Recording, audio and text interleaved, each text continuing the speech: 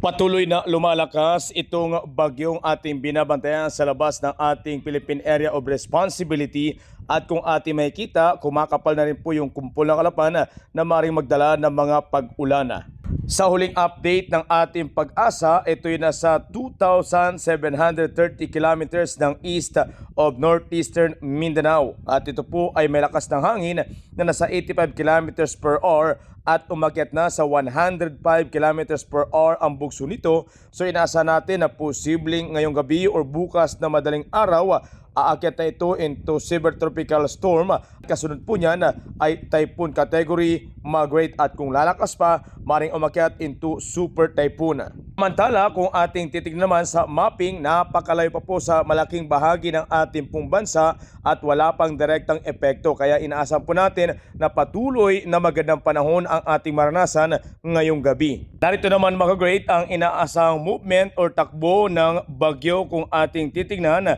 In advance forecast, yan po yung senaryo. No? Inaasahan po natin na bukas, araw po ng Sabado, ito na po yung kanyang pong itsura. And then pagdating naman ng April 12, unti-unti itong lalapit sa boundary. Pagdating ng April 13, araw po ng Lunes, dito ho inaasahan natin sa pagitan ng Martes, April 14, dito na ho papasok ng ating Philippine Area of Responsibility. And then pagdating ng 15, maaaring nasa loob na po siya ng boundary ng ating PAR. Then 16, ito na po yung unti-unting pag-akyat. Pagdating ng April 17, ito na ho yung pag-akyat at unti-unting paglayo. April 18, yan na po yung kanyang movement.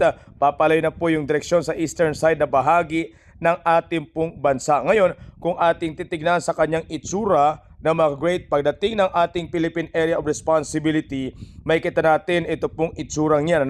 Gaya ng ating maniulat, especially sa ating mga great na talaga nakasubaybay sa ating mga weather forecast, sa ganitong itsura, categories na ito bilang super typhoon. So ibig sabihin, meron tayong maitatala kung ito po yung senaryo pa rin na mangyari sa pagitan po ng April 16 and 17 na papasok sa ating boundary, maaaring tatawagin ito sa bagyong Kaloy at maging isang super typhoon. Pero kung ating titignan, napakalayo po sa bahagi ng ating Northern Luzon, bahagi ng Bicol, bahagi ng eastern side ng Central Luzon or part ng Samar.